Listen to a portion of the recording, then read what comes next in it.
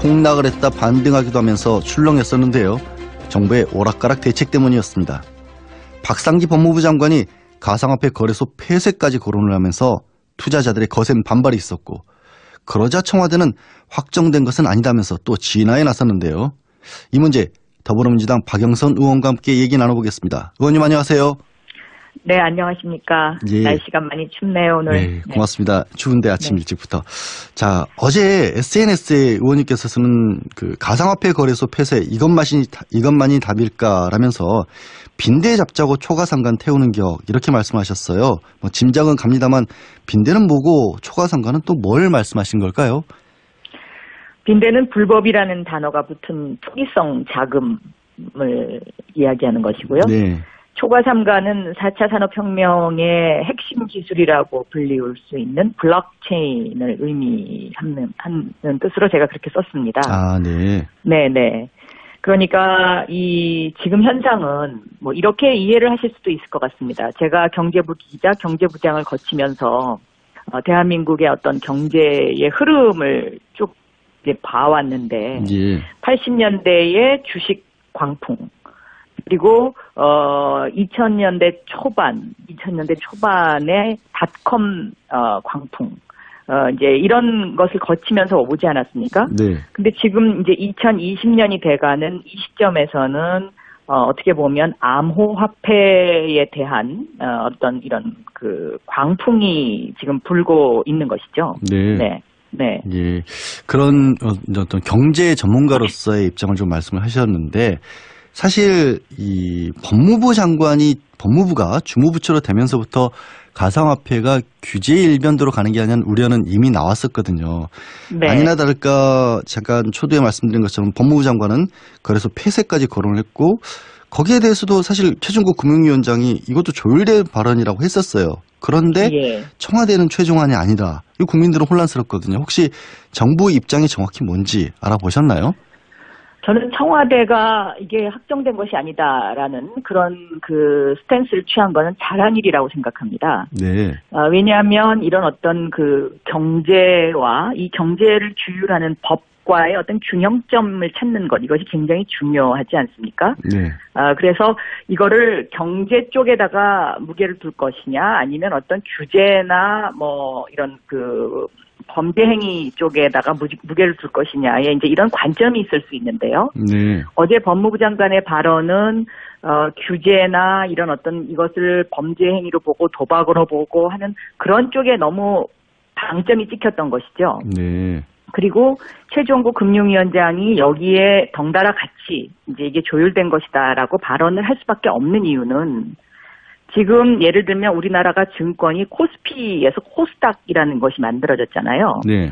그런데 코스닥이 만들어질 때도 굉장히 논란이 많았습니다. 이게 뭐 투기장이 될 거다, 뭐 어쩌다. 그러나 어쨌든 그런 그 홍역을 앓고서 지금 어느 정도 안정적인 이제 그 코스닥 시장이 형성됐는데, 어떻게 보면 이 코스닥 시장과 지금 가상화폐, 암호화폐라고 불리우는 이 거래소, 이 시장이 서로 경쟁 관계에 있다고도 저는 보여집니다. 네. 그러니까 이 암호화폐 거래량이 늘어나면 코스닥 시장의 거래량이 줄어들고, 또 암호화폐의 거래량이 줄면 코스닥 시장의 거래량이 늘어나는 이런 상호 경쟁 관계. 다시 말하면 기존의 금융 질서와 새로 태어나는 신생 금융 질서의 어떤 이렇게 그 치열한 다툼이 지금 벌어지고 있는 그런 현상이거든요. 네. 그러니까 금융위원장 입장에서는 현재의 기존의 금융 질서를 보호해야 한다는 그러한 것이 강하게 작용했기 때문에 법무부 장관과 말을 같은 흐름으로 갈 수밖에 없을 것이다. 저는 어떻게 그렇게 이해하고 있습니다. 아, 네. 네. 그 말씀하신 것처럼 이게 네. 발전을 하면 굉장히 좋겠지만 지금 상황은 또 과열된 양상을 보이는 것도 사실이에요.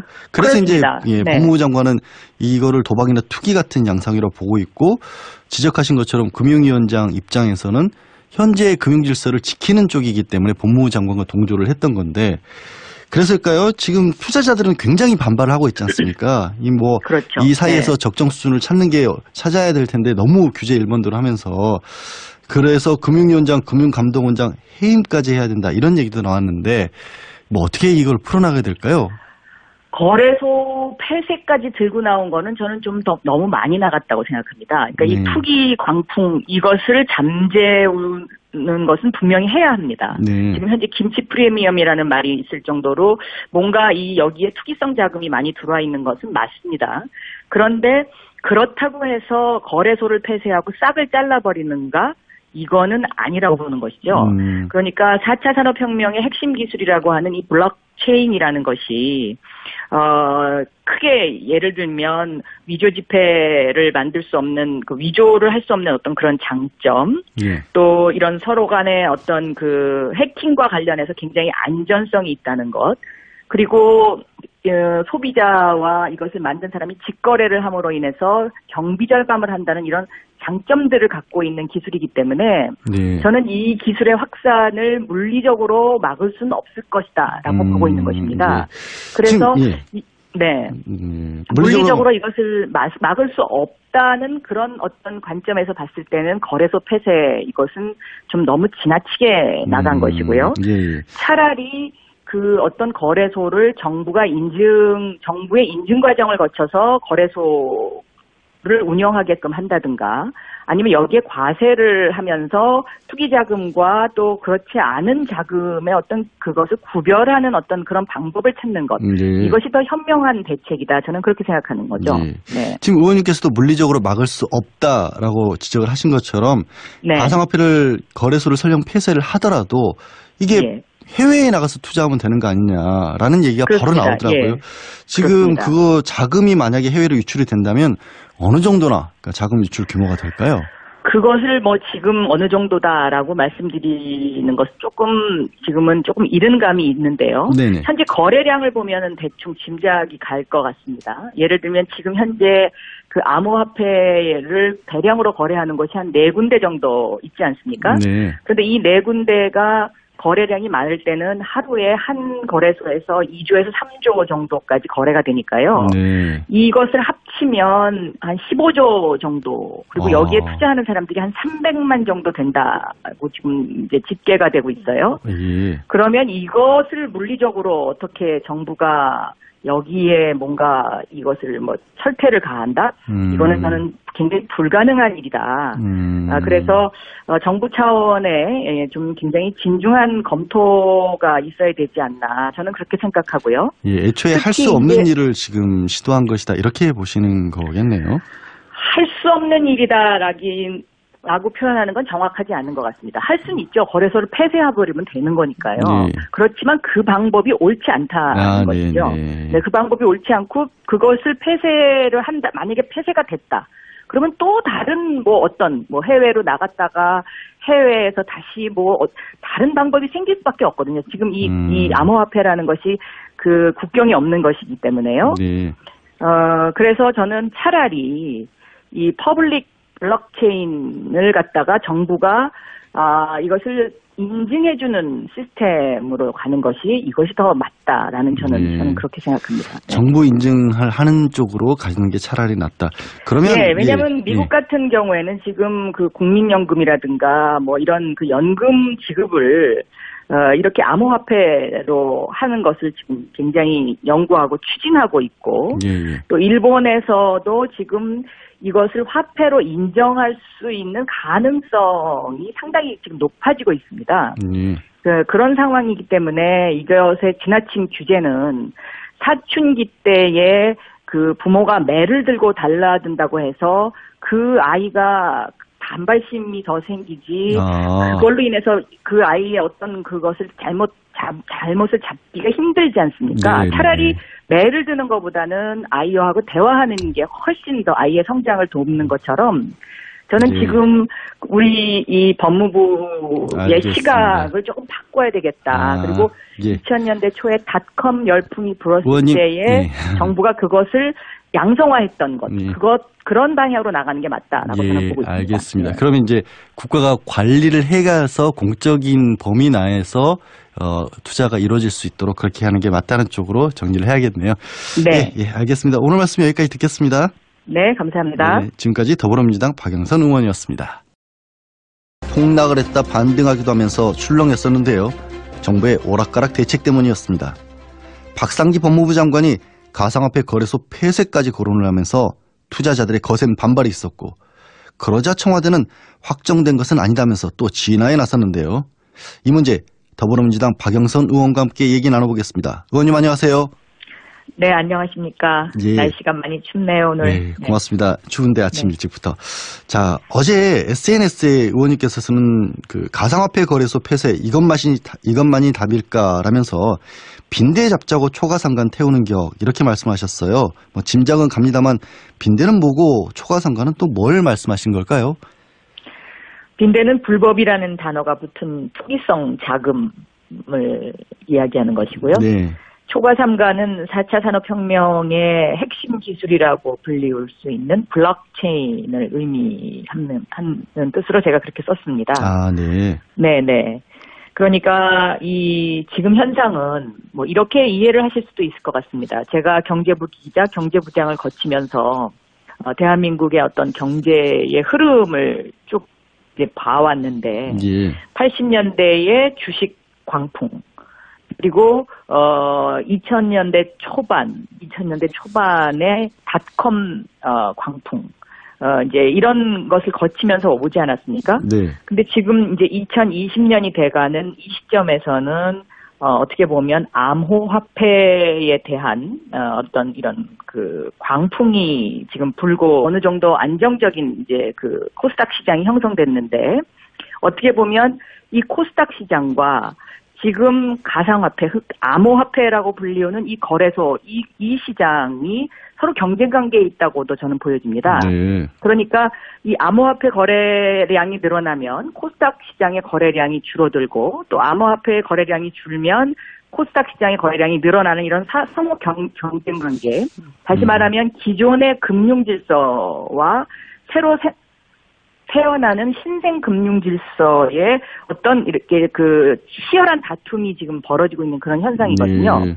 그러니까 금융위원장 입장에서는 현재의 기존의 금융 질서를 보호해야 한다는 그러한 것이 강하게 작용했기 때문에 법무부 장관과 말을 같은 흐름으로 갈 수밖에 없을 것이다. 저는 어저께 그렇게 이해하고 있습니다. 아, 네. 네. 그 말씀하신 것처럼 이게 네. 발전을 하면 굉장히 좋겠지만 지금 상황은 또 과열된 양상을 보이는 것도 사실이에요.